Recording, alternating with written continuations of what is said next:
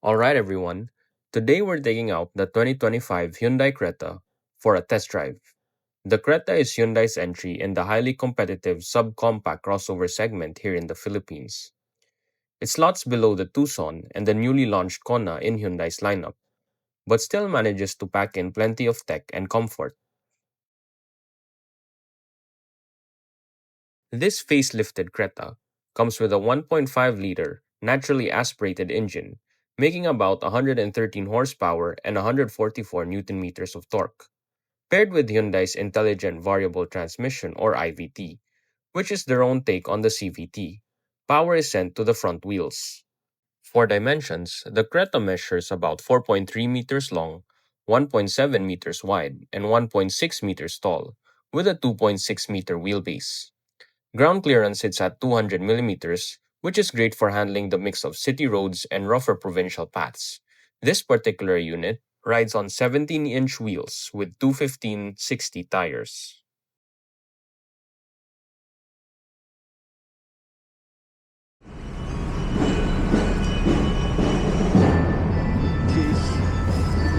The Hyundai Creta.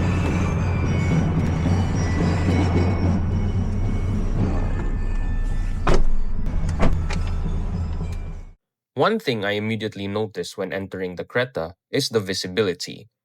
Thanks to the Creta's form factor, it doesn't feel oversized on the road, but it also doesn't feel cramped.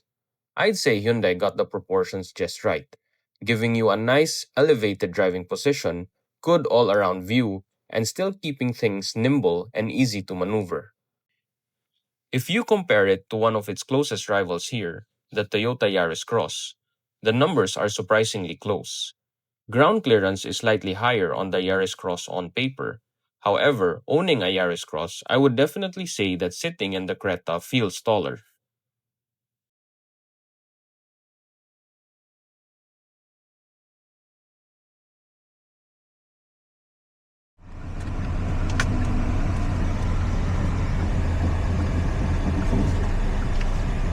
Less na po ni siya og noise sir. Madungog ka. Wala na kay madungog sa gawas. And then auto lock na sad siya. Laga na ka. Alright ba tamis or? Lahos lang ta sir. Lahos na. Ato lang ta sa may Mormons gani sir. Oh. Ano siya? Taking a look at the tech inside, the Creta now comes with a 10-inch infotainment display paired with a 10-inch digital gauge cluster, both of which share a unified design that has become a staple in Hyundai's newer lineup. The graphics are sharp and the software feels smooth and quick when switching menus. One detail I really appreciate is how the air conditioning can be controlled both through the touchscreen and with the dedicated physical buttons down below. It's a neat balance between modern design and everyday usability. Personally, I still prefer having physical controls, but it's nice to see Hyundai offering both options.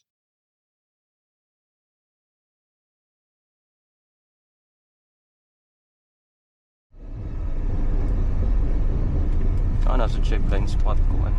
Yes sir. The Creta also comes with a set of advanced driver assistant features, which is great to see at this price point. You get blind spot detection, lane keep assist, and even intelligent cruise control. Siya na mo adjust sa imong distance. And then simba ko sir, mo vibrate po ni siya sir kung may pakalit og labang bitaw nga na-detect niya. And then smoother po niya ang mga Gear. Oo, yes, yung gear.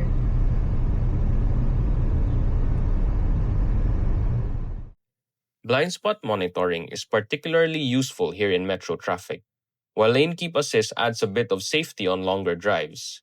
The intelligent cruise control adjusts your speed to match the flow of traffic, which makes highway driving less tiring. These features definitely give the Creta a more premium feel, and they add an extra layer of convenience and safety. Yes, sir. Naman may kuan good Toyota Race. I'm noticing how smooth the power delivery is from this IVT. Unlike most CVTs, Hyundai's setup really minimizes that rubber banding feel at low to medium speeds. Even when I push it up to around 3000 to 4000 RPM, the engine doesn't get too buzzy. And in fact, inside the cabin, it's impressively quiet. That refinement makes the Creta feel like a more expensive car. Murag kiwaw tanawon ang ligid. Okay ang porma pero abot sa ligid murag kuan man. Bitaw. Murag pang babae kaayo sir.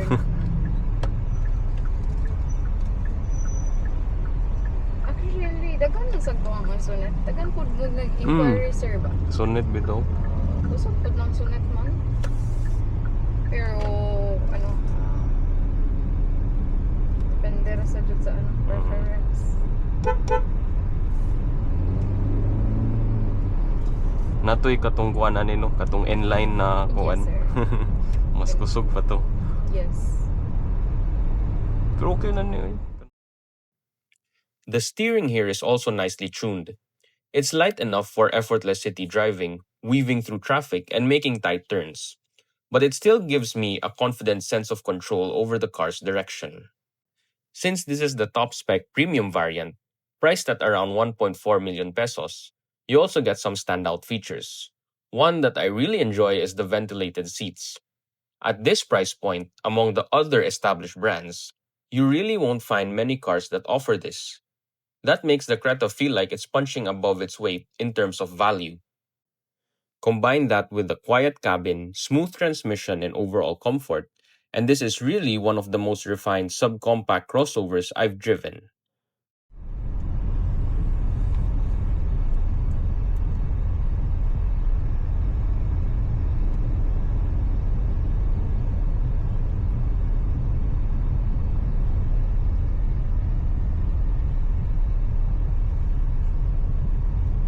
Wala siya tingog sir.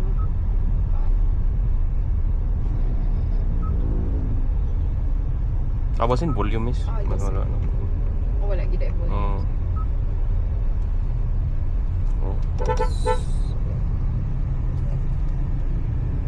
May ganyan ano sa batuhan. Weird.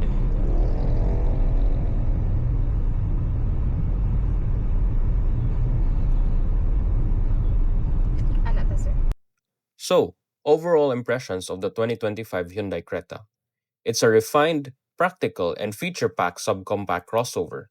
The 1.5-liter engine with Hyundai's IVT delivers smooth and usable power. The visibility and maneuverability are excellent. The infotainment and gauge cluster feel modern and polished, and the premium variant offers features you usually don't see at the price point. And when you compare it to the Toyota Yaris Cross, which is priced in the same ballpark, the Creta arguably gives you more for your money. You're getting ventilated seats, a refined transmission, and a very quiet cabin. Features that Toyota doesn't really match in this segment. For around 1.4 million pesos, I think Hyundai has really made a compelling case for the Creta, especially if you're looking for something that balances comfort, refinement, and everyday usability. 5 to 5,000. Pwede po musulod din. Dili na sir. Abot na tagbali.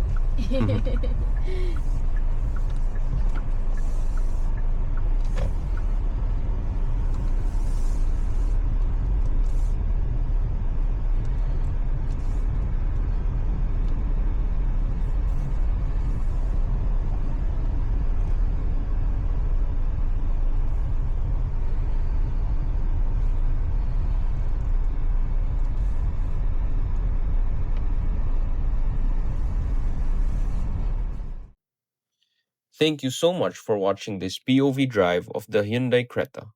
If you enjoyed the video and want to see more first impressions of new cars here in the Philippines, make sure to subscribe to the channel and hit the notification bell so you don't miss the next one.